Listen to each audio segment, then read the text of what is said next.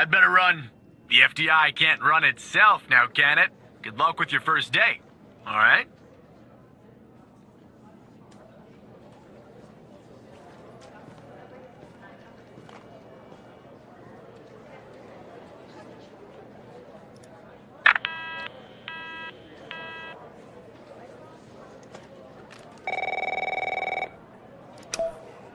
Good morning, Mr. Tanner. Welcome to the FDI. I assume you're up to speed on your mission here at the operator program?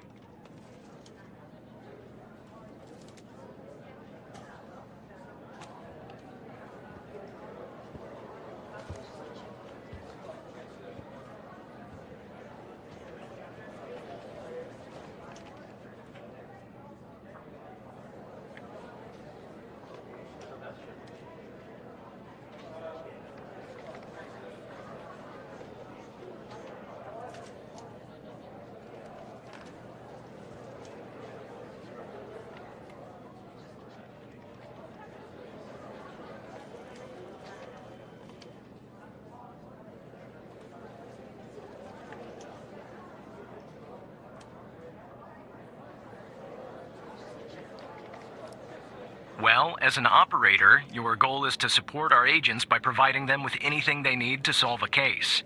That help can come in the form of fact-checking, video and audio analysis, even lab work. My job as a supervisor is to link the agents with an appropriately matched operator. Any questions? Fine, but first you need to learn how to respond to an agent's request. Let's do a dry run, shall we? I want you to find my age. This objective just popped up at the top left of your screen, beside the Applications menu. See it? Whenever you're stuck, or if you need help, simply click on the question mark next to the objective. Go on and click on the question mark, Tanner.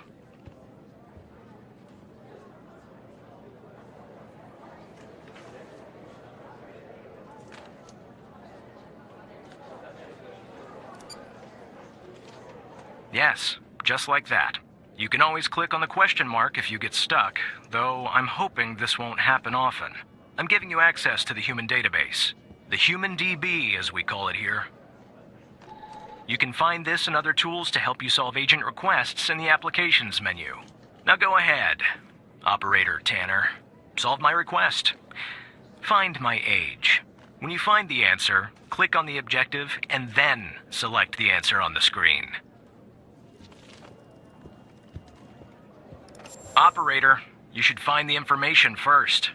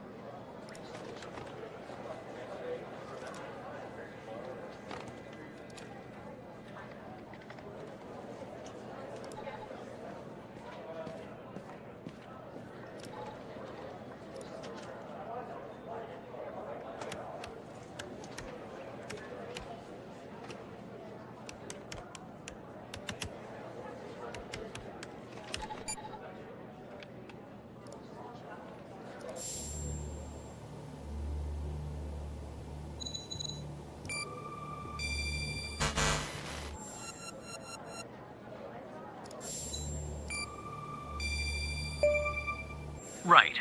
Like that, Tanner. I'll let you get settled in. And I'll contact you later with your first real request.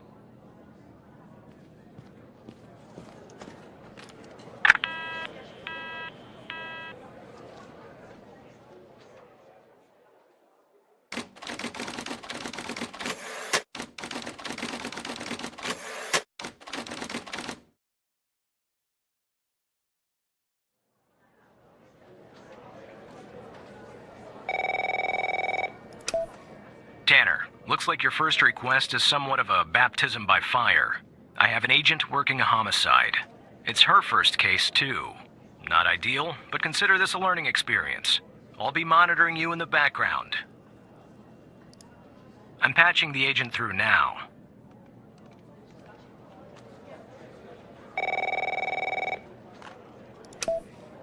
It's Operator Tanner, right?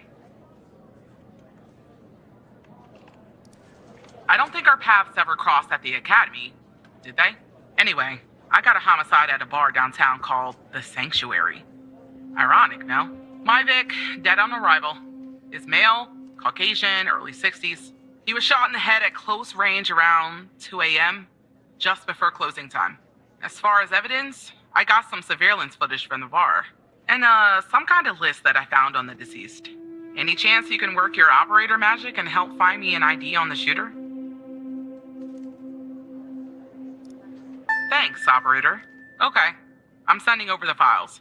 Good luck.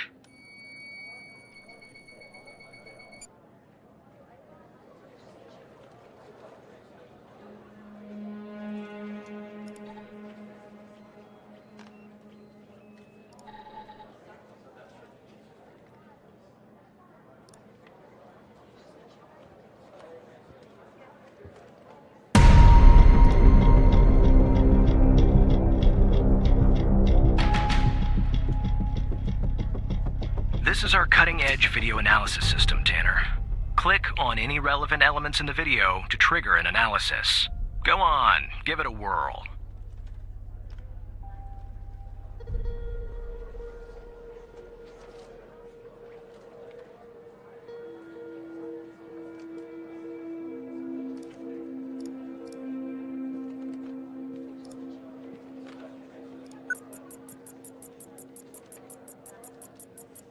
Just like with the video, you can click on a photo for further analysis.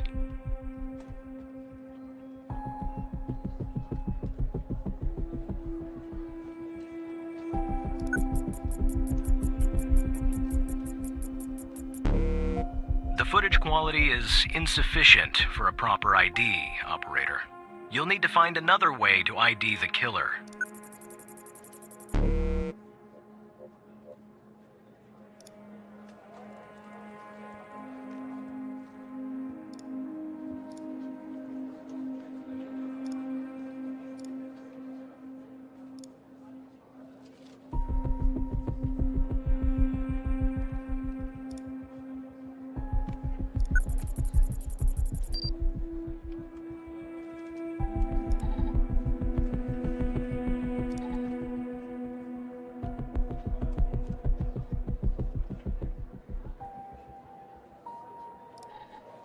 That's the list I found on the victim.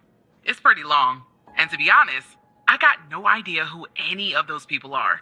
The bizarre thing is, that name at the bottom, it wasn't redacted when I bagged it, but I think it's irrelevant to our shooting here.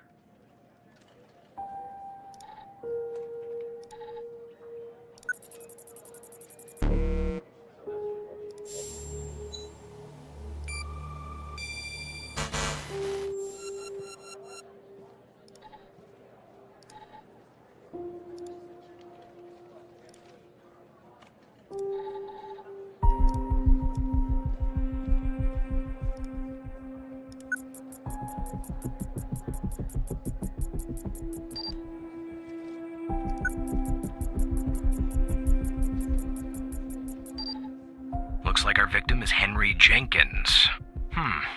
For some reason, we can't access his full profile. Unfortunately, for the moment anyway, there's not much else we can learn about him.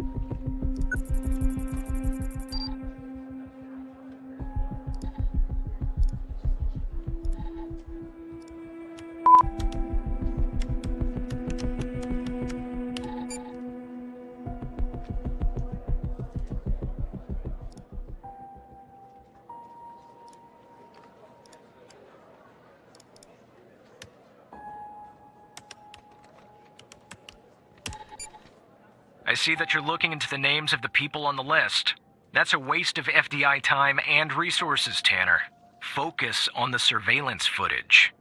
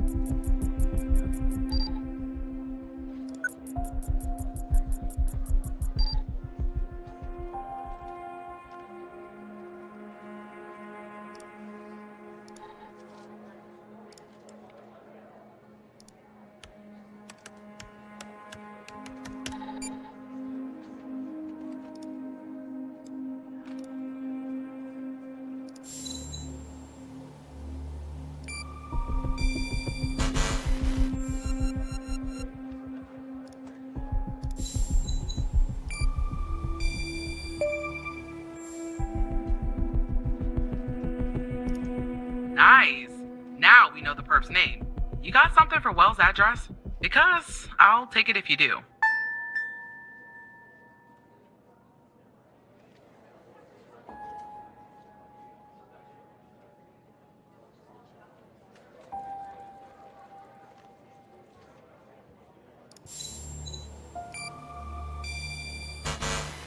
Yeah, I don't think that's right, operator.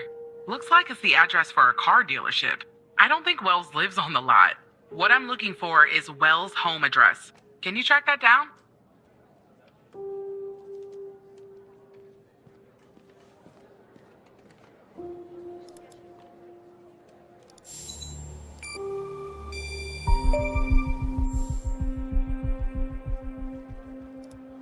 Yeah, that'll do. Nice work. Next up is to bring Wells in. I'll keep you updated. Thanks, Operator Tanner.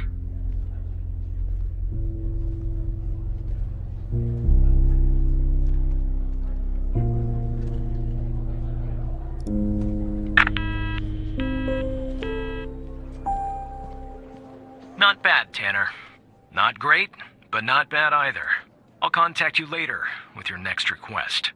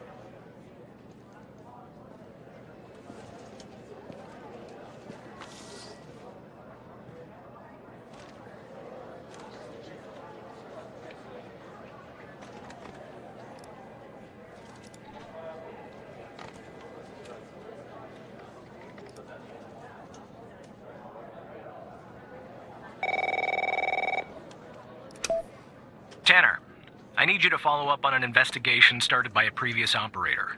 I'll let the agent working the case bring you up to speed.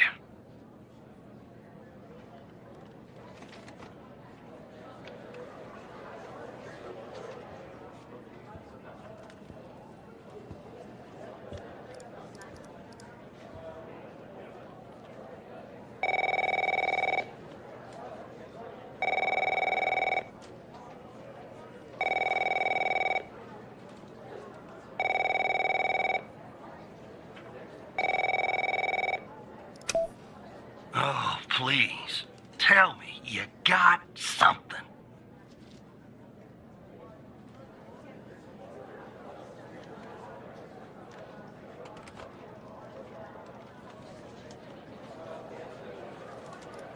God damn it! Who are you?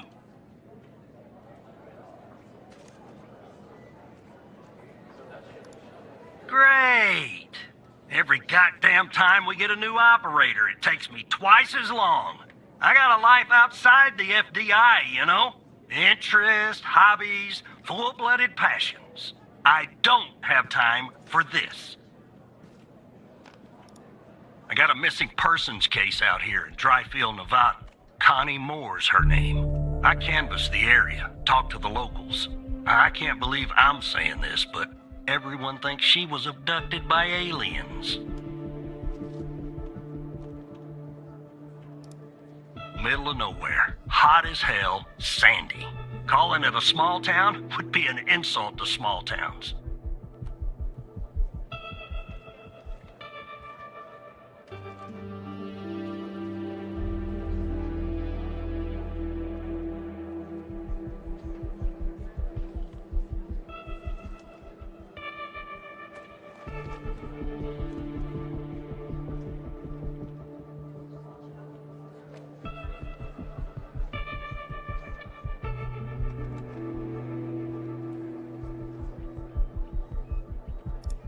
Look, I think it's bonkers, too. Another weird thing is, over the past year, 4 people in Dryfield have claimed they've been abducted. And every single time they reappeared somewhere in the middle of the desert out here about a month later. Connie's story's the same.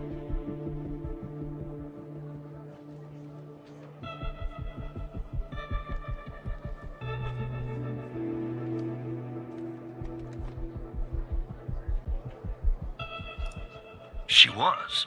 Popped back up yesterday. Collected her testimony myself. She had a camera on her. Naturally, I'd like to look at the photos.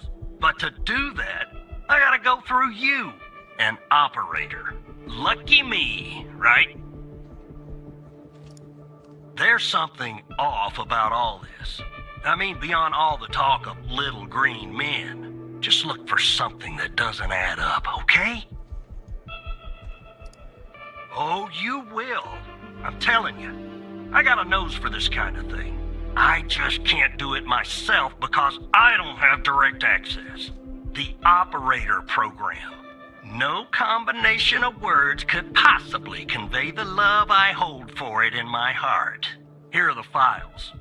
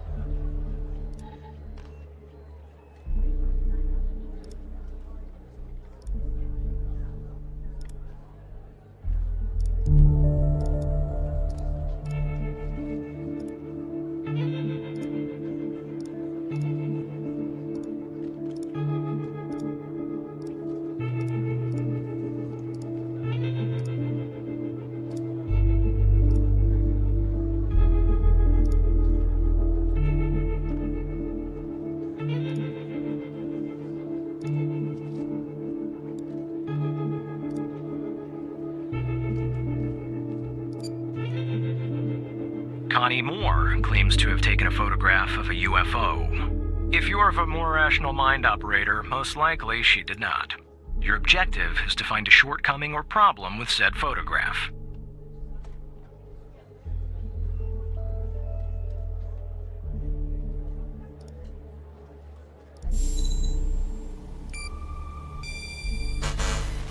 Yeah, that's the photo I think is problematic.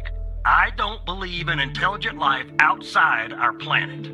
I don't believe in intelligent life on our planet. But we gotta be more specific.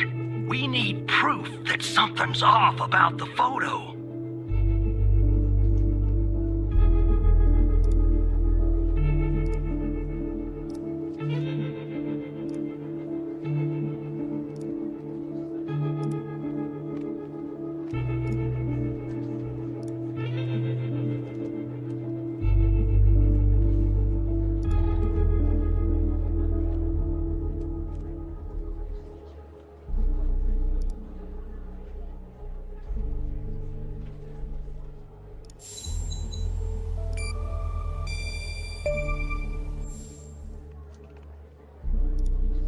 Jackpot.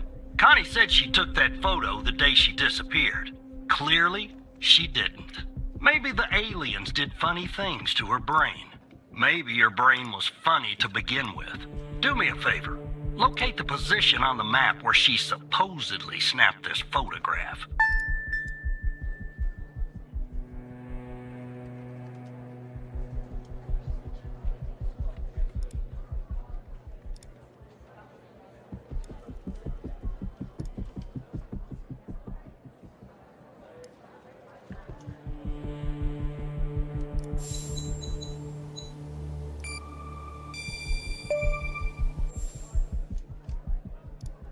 All right. I'll check this spot out. Guess I gotta do a little hiking. Probably sweat my goddamn balls.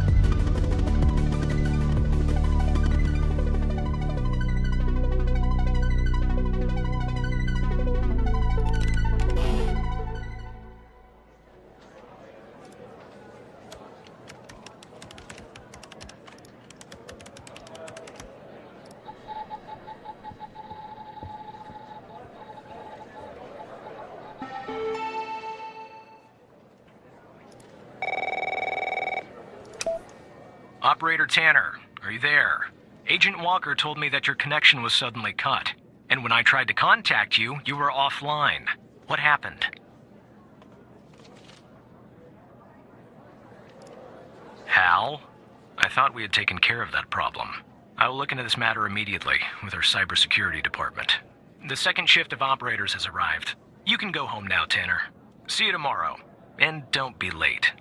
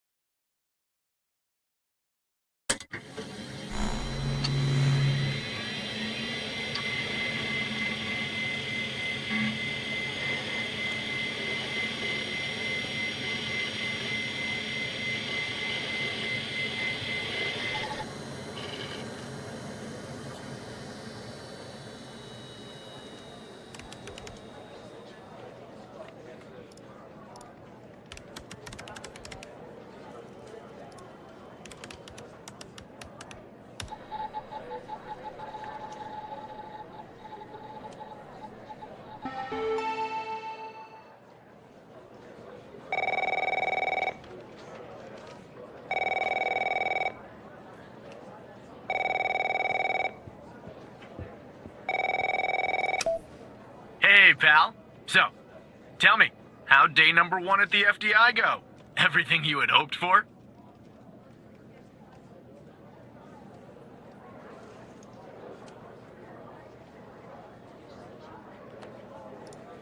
Yeah, well, I wouldn't worry about him. Xavier doesn't even like his own mother. To be honest, no, I probably shouldn't say anything.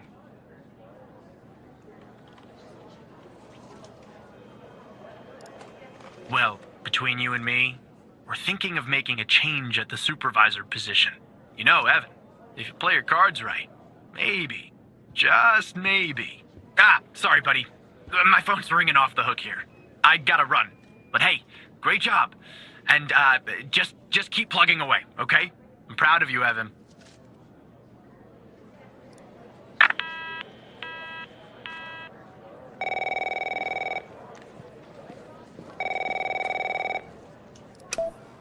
Operator Tanner, Agent Pendle has an update on yesterday's case.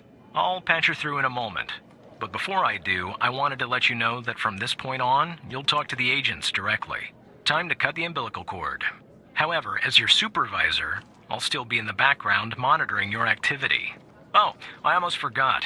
Our cybersecurity department is looking into this unfortunate matter with Hal. You can be assured that it won't happen again.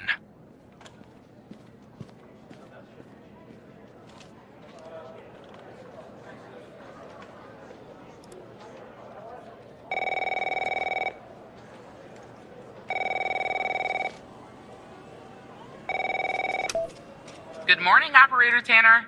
So you remember Ray Wells, right? So I checked out the address you gave me, but no sign of Wells. Then I get a call from Vice, and guess what? Wells was found dead in a downtown parking garage early this morning. Shot. Point blank range. Now I'm working 2 homicides, and it's my first week. Welcome to the FDI, Alexandra. Anyway, the garage has cameras, and I got some footage of Wells. That's the good news. The bad news? I don't have all the footage. Sort of weird, but part of it is missing.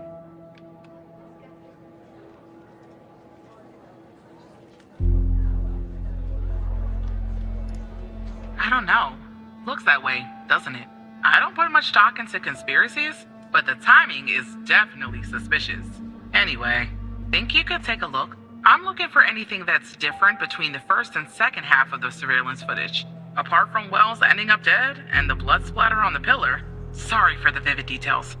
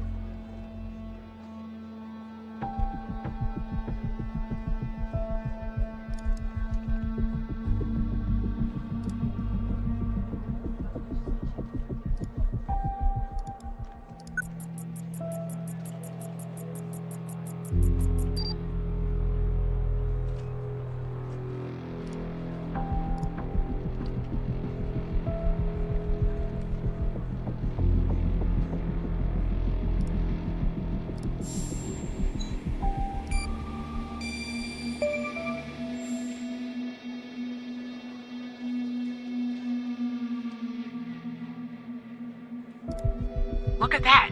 Give me a sec, operator. I'm gonna check this out.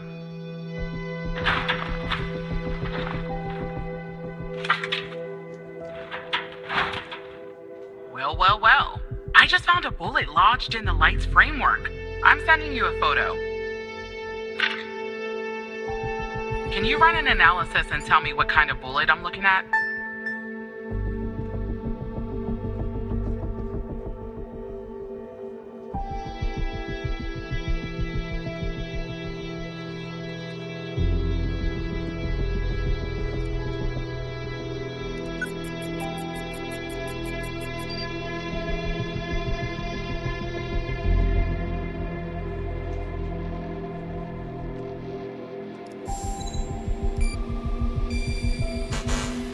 That's the photo I sent you of the bullet, operator.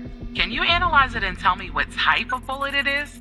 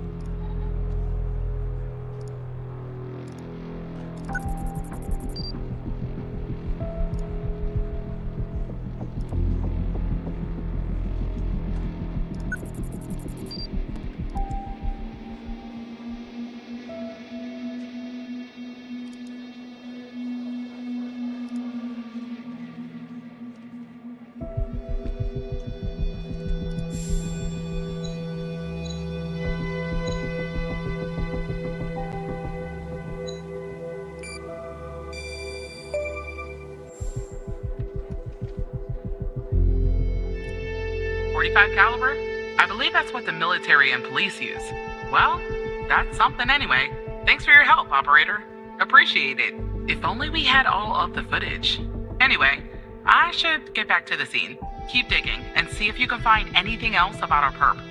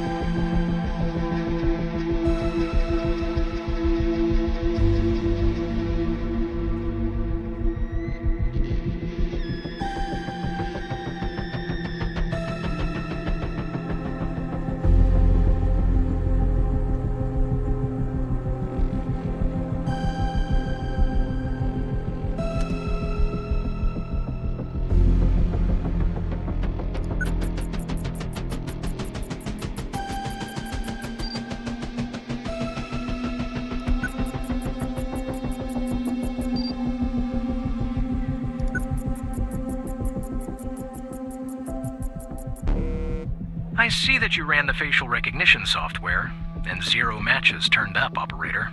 That's unusual. In fact, it shouldn't even be possible. Our FDI databases are exhaustive. I'll flag this issue for later, but go ahead and share the image with Agent Pendle.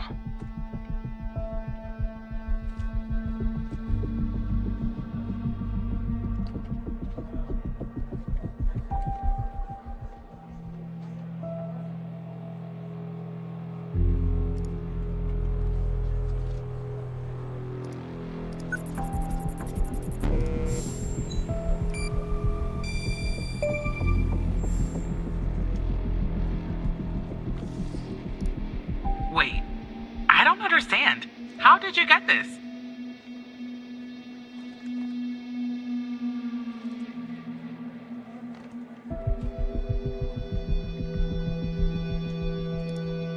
Well, this is huge. Thanks, Tanner. I'll canvass the area immediately. Maybe someone has seen our Prince Charming. I'll talk to you later. And thanks again.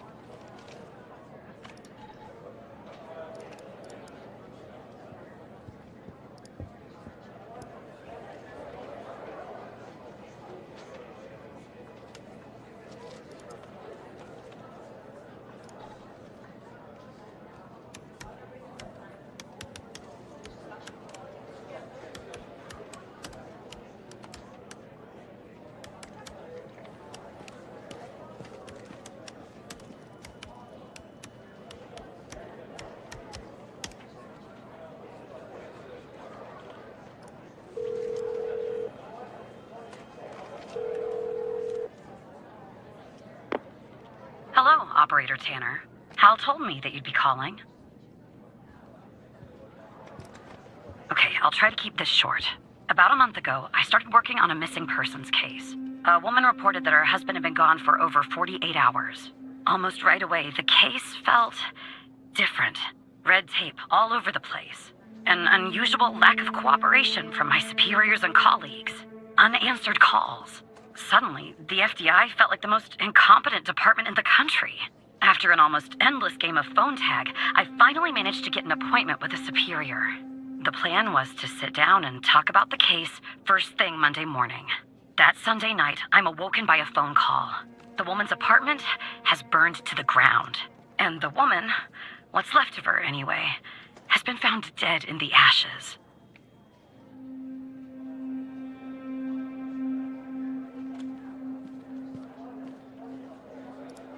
So I started looking into the fire, of course. I couldn't help myself. Plus, I felt like I owed it to Mia. That was the woman's name. Mia Cole. Anyway, it wasn't long before my superiors found out and pressured me to stop. They told me the fire had been ruled accidental, the result of faulty wiring in our oven. They told me I was wasting my time and precious FDI resources by looking into it, and said if I continued, I'd end up pushing papers in a basement somewhere. But that fire, Operator Tanner, that fire was no accident. I can feel it. Mia was murdered. I just have to prove it. That's why I'm hoping you can help me.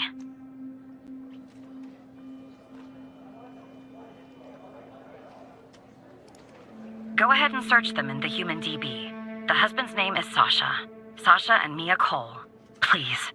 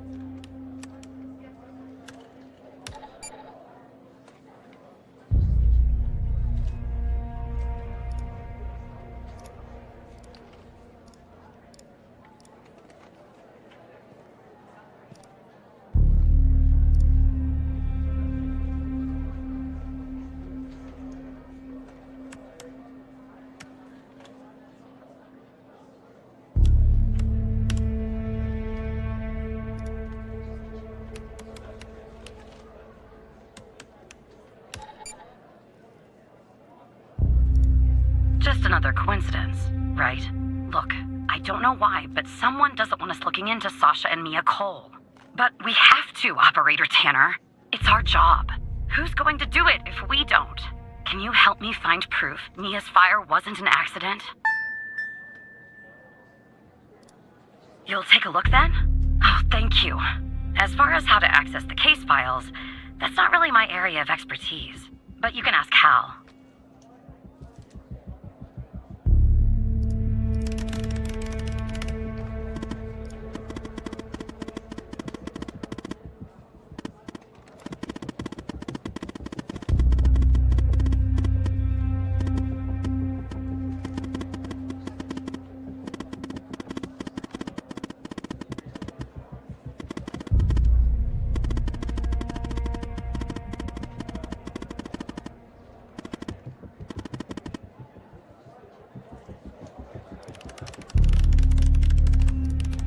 Sorry, I don't understand what that means, Tanner.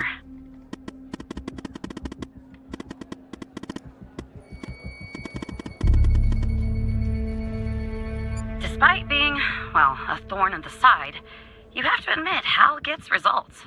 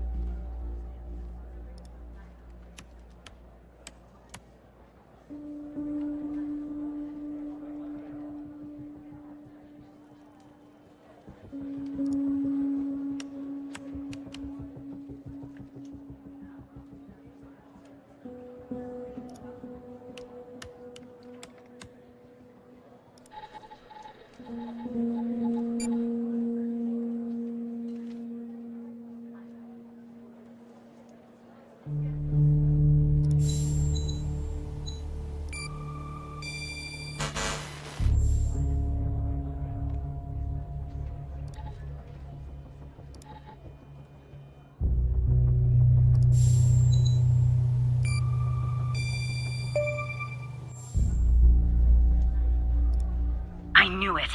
Faulty wiring my... you know what. This was no accident. Someone started this fire and killed Mia. But why? Maybe I'll end up at a desk in a dark basement somewhere, but I'm going to keep digging into this.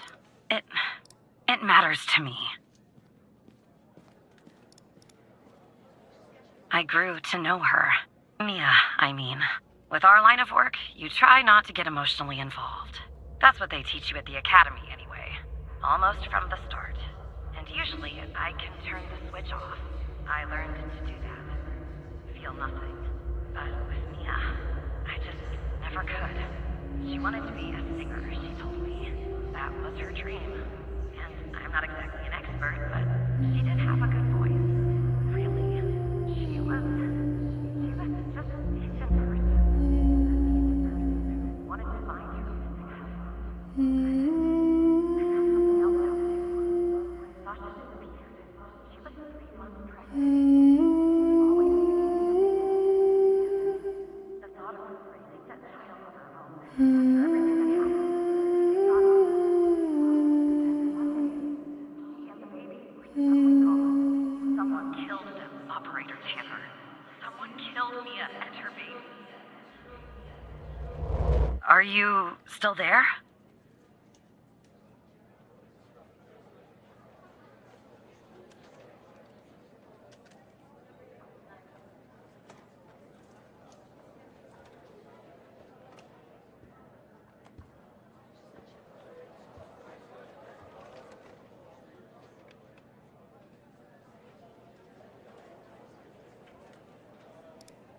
Oh, anyway, thanks, Operator. Because of you, I finally have proof. Knowing Hal, well, as much as someone can know Hal, I have a feeling this won't be the last time you and me work together.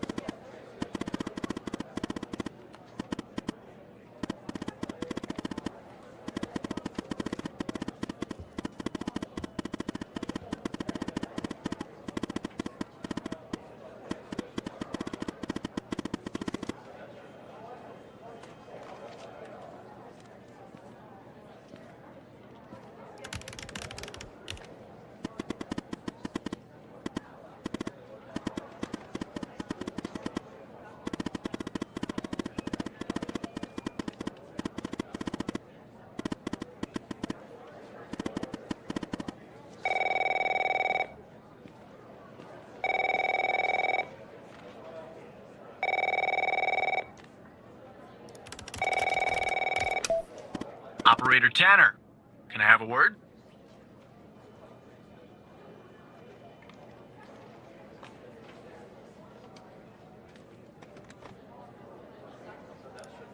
I see that you've been looking into the database entries for Mia and Sasha Cole.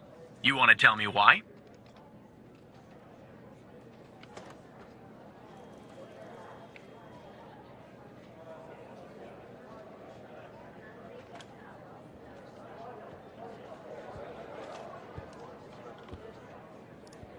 I see. I should have guessed Hal might be involved. This lowlife has been making our lives very difficult lately here at the department. But we're working with our cybersecurity team. We'll catch Hal soon enough. In the meantime, and this is very important, if you hear anything else about the Coles, you come to me right away. Understood? I'll talk to you later.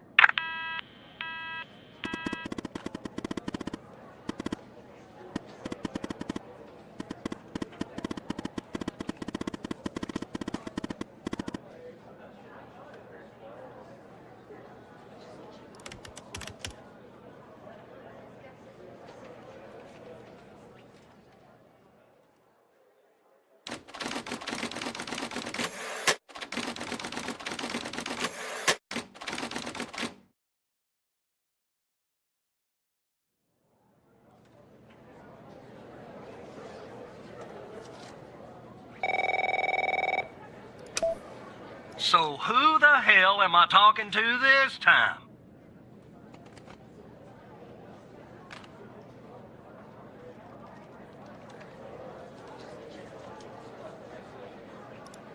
The same operator Tanner from before?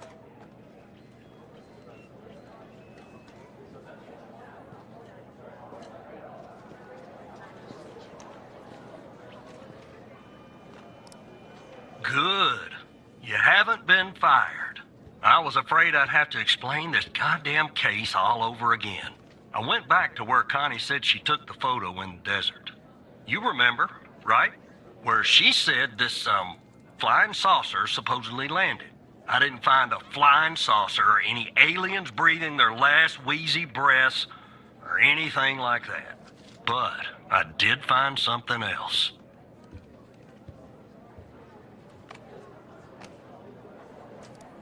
You could say that. You could definitely say that. I found stones. A bunch of stones lying there on the surface of the sand. I'm no geologist, but they look funny to me. Like they'd been moved. Put there for a reason, you know? So, I call it in. Because I'm sure as hell not gonna dig myself, Tanner. Not in this suit. A team arrives an hour later, and they start digging. Sure enough, under one of the stones, they find a body. Advanced state of decomp. They dig under another stone. And lo and behold, this time they find an entire skeleton. Turns out, we're standing on some sort of desert graveyard.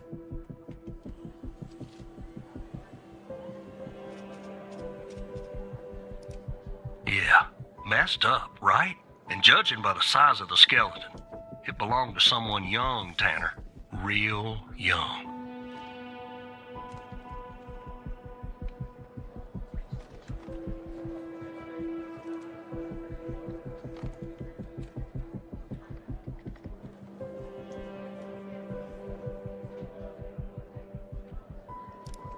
Hard to say, but I counted more than 100 stones. If they're all grave markers, well, I'll let you do the math. Look, I won't beat around the bush. The medical examiner has finished a preliminary report on the skeleton, and they found what they believe is a photo of the victim in the sand, buried there by the bones. Never seen that before. Any chance you can take a look at all this and get me an ID, Tanner?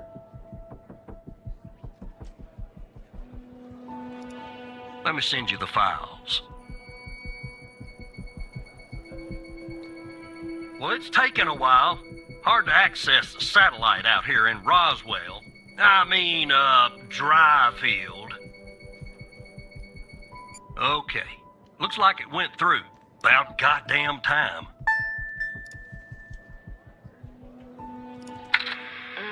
The skeleton appears to be female, estimated at 9 years of age. Starting the examination now. Initial observations show well-preserved and intact bones. No visible signs of trauma or damage. The subject is missing her left incisor. The rest of the dentition looks good. No decay or disease is present. Moving on. Here's something interesting. One of the metacarpal bones on her left hand, the metacarpal 3, has a slight curvature. You don't see that a lot. So, to summarize, the subject appears to have been a female, approximately 9 years of age, with a missing left incisor tooth and a slight curvature in the metacarpal 3 in her left hand. Based on the level of decomposition, the body appears to have been buried for approximately 6 to 8 months. Further testing and analysis is needed to determine the cause of death.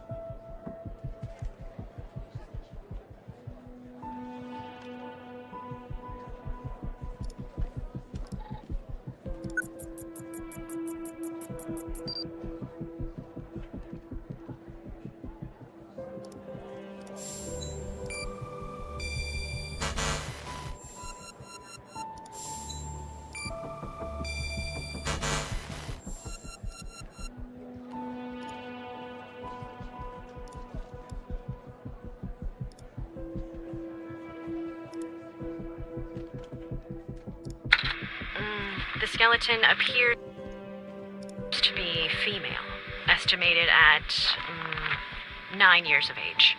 Starting the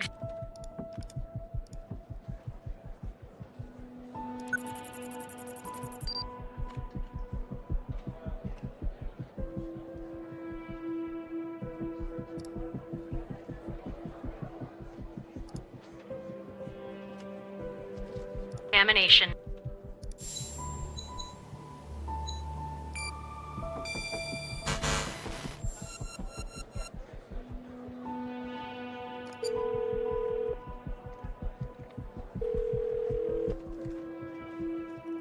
Now, initial observations. Jenkins. That name rings a bell, operator. Check the other cases for anything possibly related to him. Maybe there's a clue in there tied to the girl.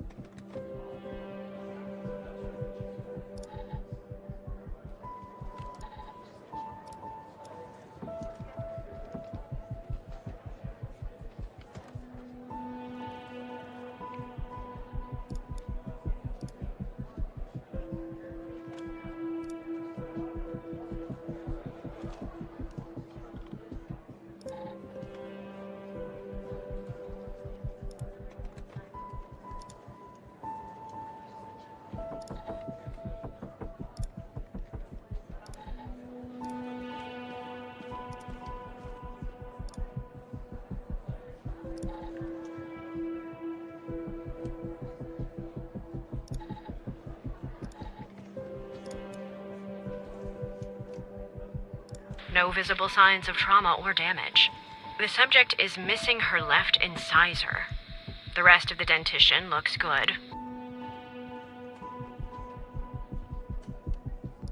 No decay or disease is present. Moving on. Here's something interesting. One of the metacarpal bones on her left hand, the metacarpal 3, has a slight curvature. You don't see that a lot. So, to summarize, the subject appears to have been a female, approximately 9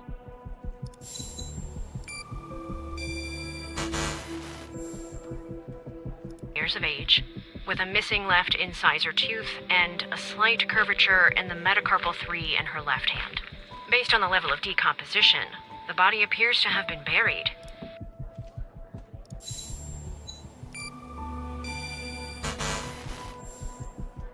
For approximately 6 to 8 months. Further testing and analysis is needed to determine the cause of death.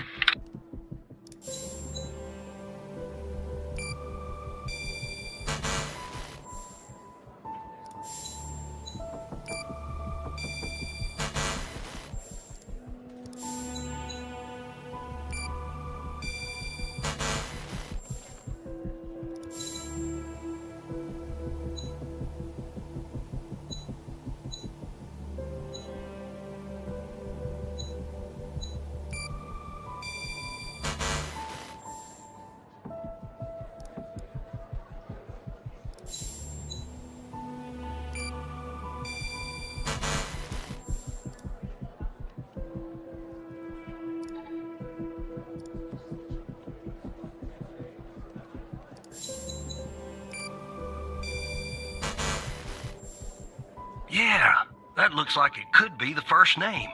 But I'll need the last name too. I'm thorough like that.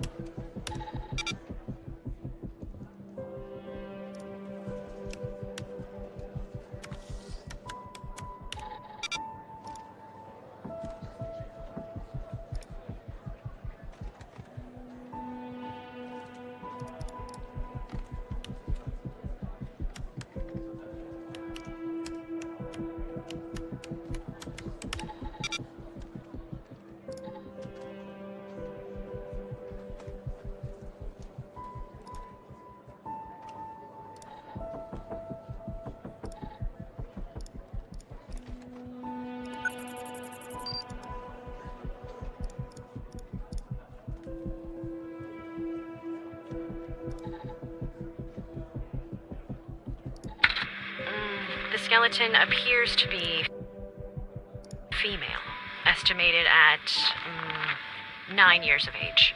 Starting the examination now. Initial observations show well-preserved and intact bones. No visible signs of trauma or damage.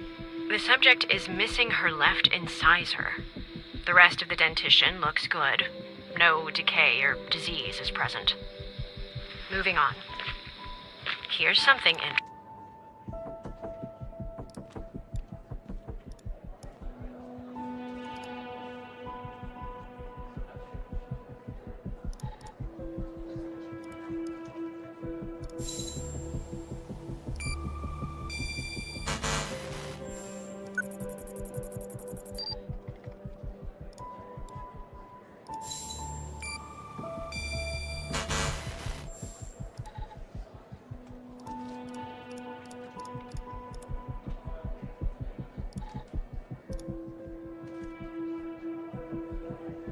Interesting.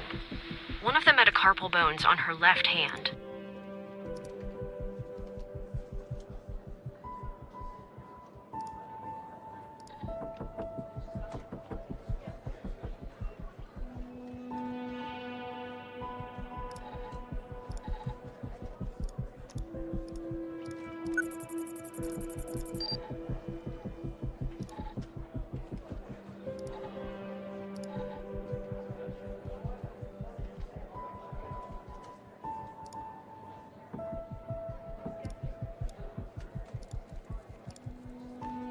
The metacarpal 3 has a slight curvature. You don't see that a lot. So, to summarize, the subject appears to have been a female, approximately 9 years of age, with a missing left incisor tooth and a slight curvature in the metacarpal 3 in her left hand. Based on the level of decomposition, the body appears to have been buried for approximately 6 to 8 months. Further testing and analysis is needed to determine the cause of death.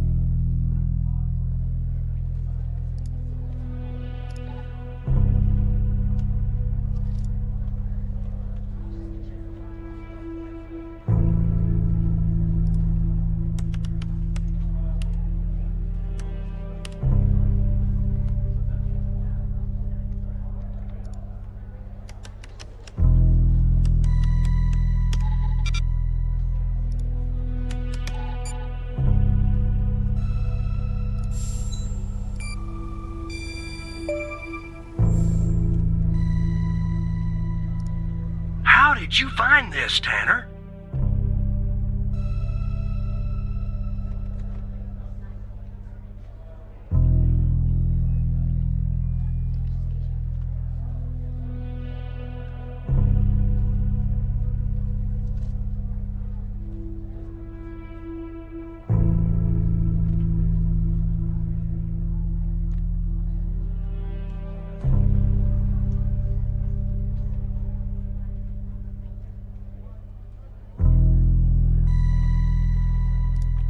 Just when you think this case can't get any weirder, that's exactly what it does. But I need concrete proof it's her. Got anything else in your bag of tricks?